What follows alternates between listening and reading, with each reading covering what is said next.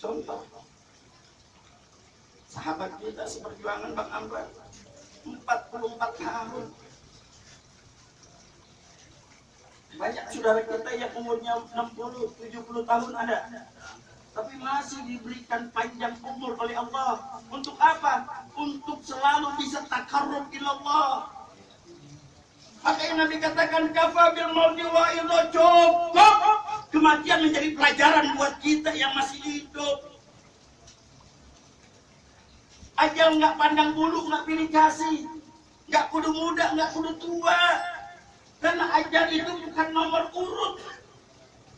Paham? Paham?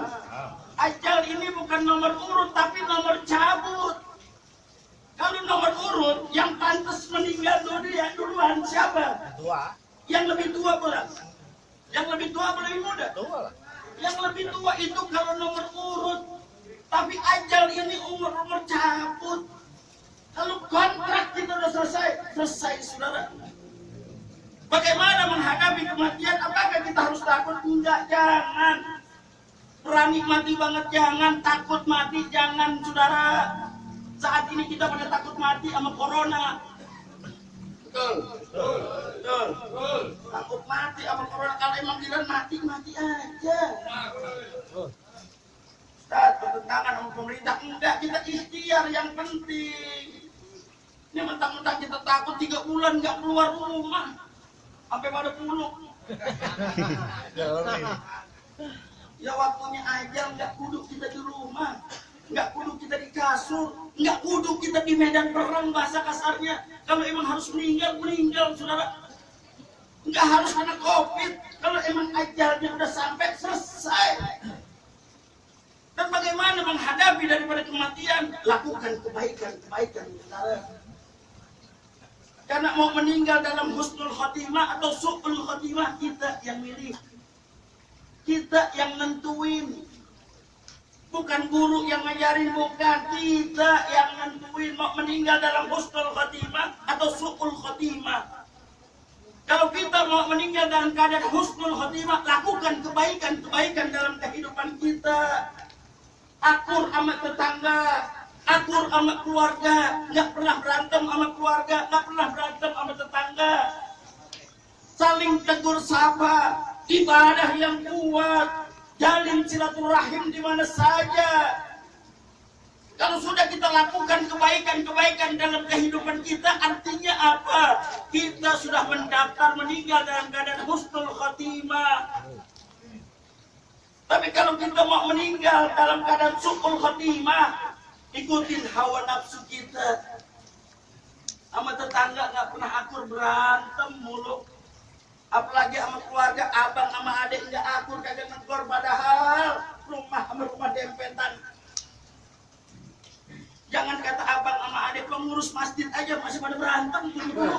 Emang. Ada yang gitu? Kata. Ada. Ayo dah, kalau masih berantem ngapain ngurusin masjid? Kadang-kadang antara yang tua sama yang muda nih. Yang muda pengennya ngambil ceramah yang keras, yang gagah, apa? Karena anak muda jiwanya. Kalau orang tua kan jangan keras-keras, terus ditangkap sama polisi. Akhirnya apa? Tambeng, tahu tambeng nggak? Dua-duanya saling ego. Jadi berantem turut-turut dah tuh, kagak akur aja dah. Kalau udah ngurusin masjid, ngurusin umat lu pada kagak akur, apaan yang mau lu akurin? Betul? Ingat, kulukum ra'im wa kulukum mas'ulun an ra'yatihi. Tiap kalian adalah pemimpin, baik itu pemimpin keluarga, baik itu RT, baik itu RW, baik itu pemimpin masjid, musola. Kulukum ra'im wa kulukum mas'ulun an ra'yatihi. Kalian akan dimintakan pertanggungan jawab atas apa yang kalian pimpin, saudara. Enggak berat, enggak ringan. Ya, ini orang pada berebut mau jadi ketua, padahal berat tanggung jawabnya. Kalau jadi ketua umum pejabat, kalau dia mau, ayo saya suruh ambil aja. Berat. Makanya saya mendapat amanah ini sangat berat. Saya juga mendapat innalillahi wa inna ilaihi raji'un. Saya katakan kepada semua anggota, kalau saya benar, ikutin saya. Kalau saya salah, luruskan saya. Kenapa? Manusia tempatnya salah dan hilaf. Nggak pernah manusia itu benar mulu, nggak pernah. Hatta dia seorang ketua, saudara. Saya sering ingatkan kepada anggota saya, kalau saya salah tegur. Tegur, jangan takut. Kenapa? Bahasa kita orang Betawi lebih baik kok digampar di depan ketimbang ditusuk di belakang. Paham nggak? Kalau kita digampar di depan kan ketahuan, berarti kita salah. Jadi jangan sampai depan kita cakap, enak, ngomongnya di belakang kita nusuk. Betul nggak? Ada yang begitu? Ada. Banyak kan? Cukup itu aja. Ini Bang Amran sedang ya pindah alam. Artinya kalau pindah alam orang meninggal atau tidak? Tidak. Tidak. Meninggal atau enggak? Enggak. Meninggal badannya. Bang Amran masih hidup, cuman alamnya beda. Kalau masih hidup artinya dia bisa melihat keadaan anak cucunya atau anak saudara-saudaranya. Cuman dia udah nggak bisa ngapa-ngapain di sono. Udah nggak bisa ngapa-ngapain tuh Bang Amran, nggak bisa ngapa-ngapain. Udah nggak bisa ibadah juga udah nggak kehitung. Udah nggak bisa melakukan amalia. Kenapa? Udah nggak bisa ngapa-ngapain. Sebab kata Nabi, "Idza mata bani Adam, in qata amalu illa min salasah." Ketika meninggal dunia anak Adam terputus segala amaliyahnya illa min salasah, kecuali yang tiga. Apa tiga? Shadaqatun jariyah. Sedekah jariyah waktu kita masih hidup. Baik di masjid, majlis taklim, mushola, panti asuhan, dimanapun. Ketika itu tempat selalu dilakukan buat kebaikan, pahalanya tetap ngalir untuk almarhum yang sudah meninggal dunia. Termasuk mendirikan organisasi pejabat. Bang Amran adalah salah satu yang mendirikan organisasi ini. Orang yang mendirikan organisasi ini, selama organisasinya ini bermanfaat buat umat, pahalanya ngalir buat Bang Amran, saudara. Saya katakan kepada semua pejabat, anggota pejabat, lakukan kebaikan dalam kehidupan kita, bermanfaat. Makanya prinsip dari pejabat adalah khairun nas anfa'uhum linnas. Sebaik-baik manusia ada manfaat buat manusia lainnya. Kalau kita hidup udah nggak manfaat, mohon maaf.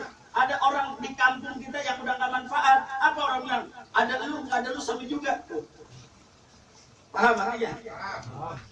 Kalau orang nggak ada manfaat di kampung, ada lu sama juga. Nah kan kagak enak. Kenapa? Nggak di hati kita. Tapi kalau kita ada manfaat di lingkungan kita, manfaat buat wilayah kita, jangan kata sebulan kita pergi, 3 hari kita pergi, orang tanya kemana si Ano? Biasanya subuh udah di musola, biasanya taklim rajin banget, biasanya kerja bakti paling depan, paling getol. Kalau arisan sering datang, kemana si Ano? Udah 3 hari nggak kelihatan. Sakit apa ya?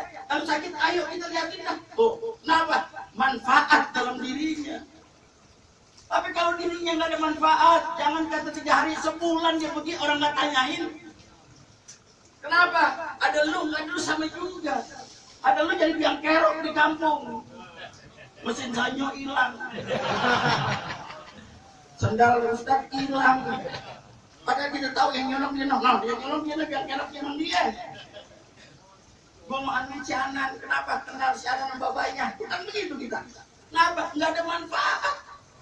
Jangan kata 3 hari, sebulan dia pergi, orang kata heroin. Nggak di heroin, kalau nggak di heroin nggak? Iya. Nggak diusut-usut, apa dah. Lu ada, nggak ada, lu sama juga. So, kenapa? Nggak ada manfaat.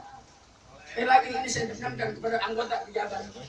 Harus bermanfaat dimanapun kita berada. Kenapa? Ketika kita manfaat buat semuanya, maka insya Allah doa dari mereka semua akan sampai ke kita buat jalan yang lebih baik lagi, saudara. Maka dari itu sekali lagi, yang ketiga kata Nabi, yang kedua al-ilmu yang terlebih, ilmu yang bermanfaat yang kita ajari. Jadi kalau ilmu yang kita ajarin buat anak kita, cucu kita, saudara kita, tetangga kita, itu ilmu dipakai, pahala yang ngalir terus sampai kita sudah meninggal dunia. Yang ketiga, al-waladun sholih yaqullah. Doa dari anak yang soleh. Saya mohon kepada anak yang Bang Amran, doakan. doakan orang tua kita. Kenapa? Doa dari anak itu yang selalu diharapkan oleh orang tua yang sudah meninggal dunia. Orang tua kita di alam barzah cuma bisa ngeliat doang. Laksana kita nonton TV, kita bisa ngeliat TV itu apapun yang ada di dalam TV kita bisa ngeliat. Tapi yang di dalam TV nggak bisa ngeliat kita. Tuh perumpamaan orang ada di alam barzah. Jadi Bang Amran ini ngeliat anaknya ibadah atau tidak, ngaji atau tidak, sholat atau tidak. Ketika itu dilakukan semua, Bang Amran insya Allah akan senang sesenang-senangnya. Tapi ketika anaknya nggak sholat, anaknya nggak mau ibadah, anaknya nggak mau ngaji, istrinya nggak mau ngaji, nggak mengirimkan doa, dia cuma bisa nangis. Dia cuma bisa nangis. Apalagi dia lihat antara adik sama abang nggak akur, pada berantem mulu. Kadang kalau nyak bapak kita masih hidup, kita masih pada akur. Ketika nyak bapak kita udah meninggal, kadang antara adik dengan abang nggak akur. Kenapa? Gara-gara warisan, saudara. Berapa banyak keluarga pecah gara-gara warisan. Nyak bapak kita cuma bisa nangis doang di kuburan. Nyak bapak kita cuma bisa sedih doang di kuburan. Dia udah nggak bisa ngapa-ngapain doang, dia cuma bisa sedih ngeliatin keluarganya pada berantem turu-turu. Pada nggak akur satu sama lain, padahal rumah berdempet, nggak ngobrol, nggak nanya. Sianannya bapak kita, saudara.